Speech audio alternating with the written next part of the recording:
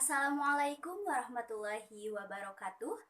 Jumpa lagi dengan Ibu dalam mata pelajaran biologi. Nah, pada pertemuan kita kali ini, kita akan melanjutkan pembahasan mengenai pembelahan sel, yaitu pada kali ini kita akan membahas mengenai gametogenesis. Nah, seperti biasa, sebelum memulai pembelajaran, alangkah lebih baiknya untuk menyiapkan alat tulis terlebih dahulu untuk mencatat hal-hal penting dalam pembelajaran, kemudian mengisi absensi di Google Classroom, dan berdoa sesuai dengan kepercayaan masing-masing supaya apapun yang kita dapatkan pada hari ini bisa bermanfaat untuk kita di masa depan. Nah, jika pada minggu kemarin kita sudah membahas mengenai pembelahan mitosis dan pembelahan meiosis. Pada hari ini kita membahas mengenai gametogenesis. Apa sih gametogenesis? Nah, gametogenesis merupakan proses pembentukan sel-sel kelamin atau gamet. Gametogenesis ini terjadi secara meiosis di dalam organ reproduksi, baik organ reproduksi jantan maupun organ reproduksi betina. Nah, hasil dari gametogenesis adalah gamet dengan kromosom berjumlah setengah dari kromosom induk atau bersifat haploid. Nah, secara umum, gametogenesis ada yang terjadi pada hewan atau pada manusia. Kemudian ada juga gametogenesis yang terjadi pada tumbuhan tingkat tinggi. Gametogenesis yang terjadi pada hewan atau pada manusia itu ada dua. Yang pertama ada spermatogenesis atau pembentukan sel gamet jantan, dan juga ada oogenesis yaitu proses pembentukan sel gamet betina. Kemudian untuk gametogenesis yang terjadi pada tumbuhan tingkat tinggi ada dua juga. Yang pertama ada megasporogenesis yaitu pembentukan gamet betina. Kemudian ada mikrosporogenesis yaitu pembentukan gamet jantan. Baik, selanjutnya kita bahas satu persatu. Yang pertama kita bahas mengenai spermatogenesis. Nah, spermatogenesis merupakan proses pembentukan sel sperma atau sel kelamin jantan. Spermatogenesis ini terjadi di dalam testis. Kemudian, spermatogenesis ini terjadi pada pria dari mulai masa pubertas dan terjadi selama hidup. Hasil dari spermatogenesis adalah 4 sel anakan atau sperma yang fungsional. Kemudian, bagaimana sih proses dari spermatogenesis tersebut? Nah, di dalam testis terdapat bagian yang disebut dengan tubulus seminiferus. Nah, pada bagian tersebut terdapat sel-sel primordium yang bersifat diploid. Nah, sel-sel primordium merupakan kelompok sel yang belum dewasa yang nantinya akan berbentuk struktur khusus. Sel-sel primordium akan berulang kali mengalami pembelahan mitosis yang diantaranya akan membentuk spermatogonium atau induk sperma yang nantinya akan berubah menjadi sperma. Spermatogonium tersebut bersifat diploid. Nah, dalam pertumbuhannya, spermatogonium mengalami pembelahan mitosis dan menghasilkan sel spermatosit primer yang bersifat diploid pula. Kemudian, sel spermatosit primer tersebut akan mengalami meiosis. Pada meiosis 1, spermatosit primer ini akan menghasilkan dua sel anakan yang disebut dengan spermatosit sekunder yang bersifat haploid. Pada meiosis 2, tiap sel tersebut menghasilkan dua sel anakan. Hingga pada meiosis 2 itu terbentuk 4 sel anakan yang disebut dengan spermatid. Spermatid bersifat haploid yang dalam pertumbuhannya akan mengalami maturasi membentuk spermatozoa. Nah, spermatid ini dilengkapi dengan ekor sehingga spermatozoa dapat bergerak dengan bebas dalam media cair. Maka, hasil akhir dari spermatogenesis adalah 4 sel anakan atau sel sperma yang fungsional dari satu sel induk yang mengalami meiosis. Selanjutnya, kita bahas yang kedua yaitu oogenesis. Nah, oogenesis merupakan proses pembentukan sel kelamin betina atau sel gamet betina yang disebut dengan sel telur atau sel ovum. Nah, oogenesis ini terjadi dimulai pada masa pubertas sampai terjadinya menopause. Lalu, bagaimana proses dari oogenesis tersebut? Nah, oogenesis akan mengalami 3 tahap. Yang pertama ada tahap penggandaan, yang kedua tahap pertumbuhan, dan yang ketiga ada tahap pematangan. Nah, dalam pertumbuhannya, oogonium akan mengalami pembelahan mitosis dan akan menghasilkan oosit primer yang bersifat diploid. Kemudian, oosit primer ini akan mengalami pembelahan meiosis 1 menghasilkan 2 sel anakan. Nah, yang satu besar yang disebut dengan oosit sekunder, kemudian yang kedua kecil yang disebut dengan badan polar primer. Nah, kedua sel ini bersifat haploid karena telah mengalami penyusutan pada kromosom. Kemudian, kedua sel tersebut sama-sama mengalami meiosis kedua. Nah, oosit sekunder akan menghasilkan 2 sel anakan. Yang pertama ada ootid dan 1 badan polar. Sedangkan untuk badan polar primer itu akan menghasilkan 2 buah badan polar sekunder.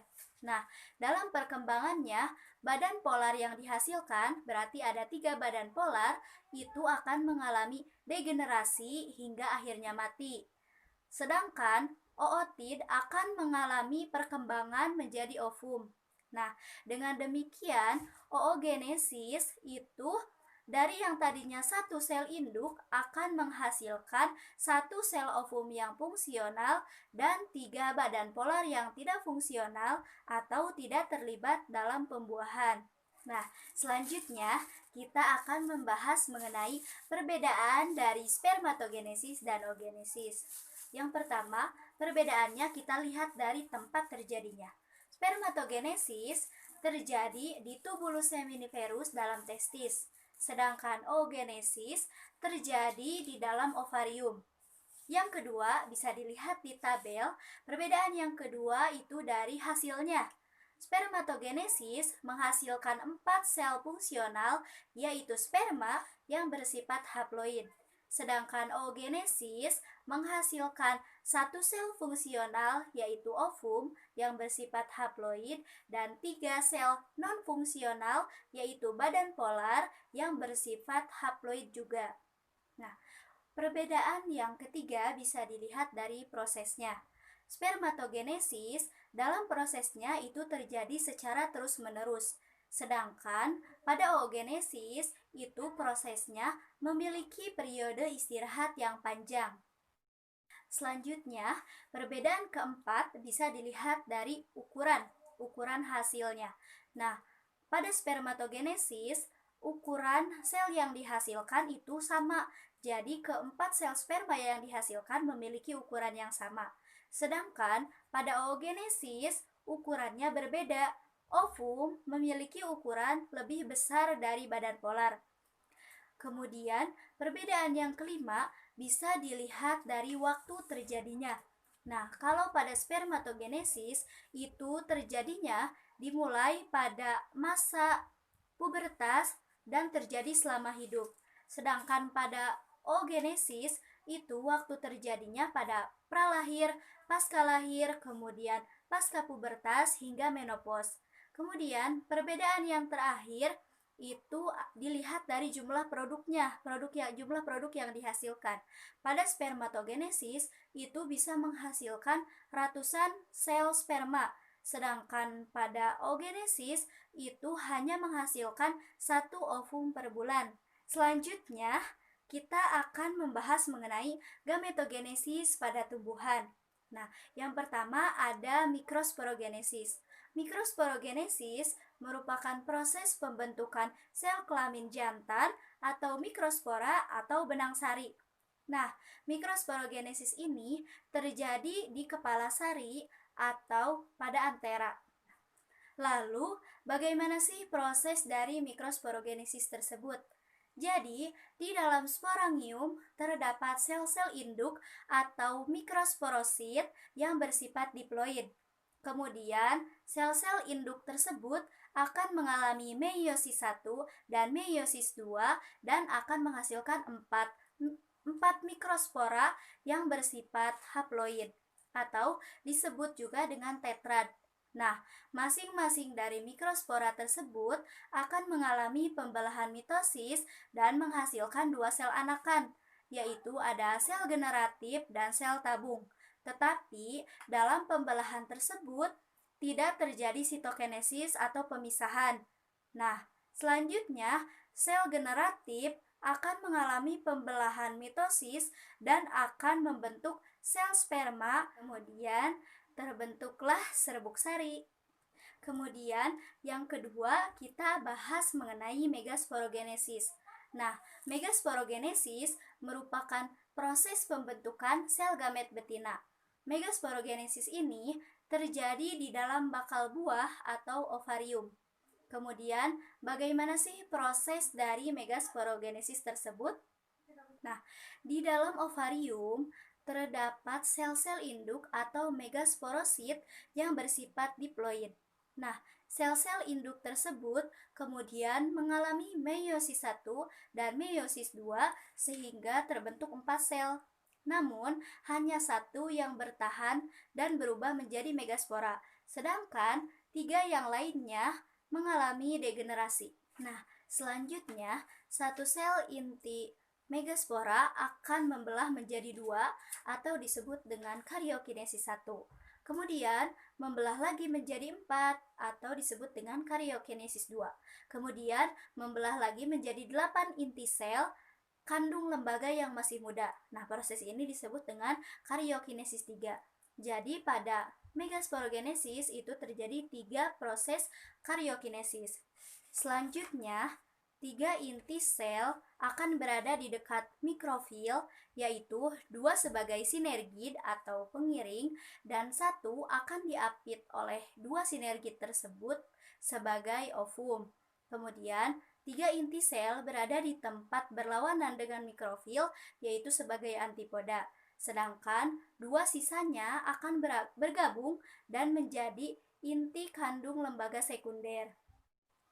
Selanjutnya, kita bahas mengenai perbedaan dari mikrosporogenesis dan megasporogenesis. Nah, bisa dilihat pada tabel. Perbedaan yang pertama bisa dilihat dari tempat terjadinya. Pada mikrosporogenesis, tempat terjadinya adalah di kantong sari atau di anter. Sedangkan pada megasporogenesis, tempat terjadinya itu di bakal buah atau di ovarium, di bagian dasar putik.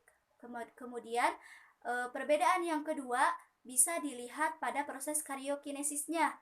Pada mikrosporogenesis itu terjadi 2 kali, sedangkan pada megasporogenesis itu terjadi 3 kali.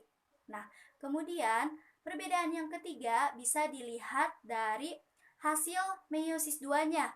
Pada mikrosporogenesis, hasil dari meiosis 2-nya adalah 4 sel hidup. Sedangkan pada megasporogenesis, hasil dari meiosis 2 adalah 1 sel hidup dan 3 sel degenerasi. Kemudian perbedaan yang keempat bisa dilihat dari hasil akhirnya. Hasil akhir dari mikrosporogenesis adalah bulu polen dengan 3 inti. Yang pertama ada nukleosperma 1, kemudian nukleosperma 2, dan nukleus tabung. Sedangkan pada megasporogenesis itu dihasilkan kantung lembaga matang dengan 8 inti. 8 inti. Nah, 8 inti itu terdiri dari 1 sel ovum, kemudian 2 sinergid, kemudian 3 antipoda, dan 2 pusinukleus. Nah, alhamdulillah materi mengenai gametogenesis telah selesai diberikan. Jadi, sekian yang dapat Ibu sampaikan. Nah, apabila ada pertanyaan, boleh langsung ditanyakan kepada Ibu. Nah, sekian yang dapat Ibu sampaikan. Wabillahi taufiq wal hidayah. Wassalamualaikum warahmatullahi wabarakatuh.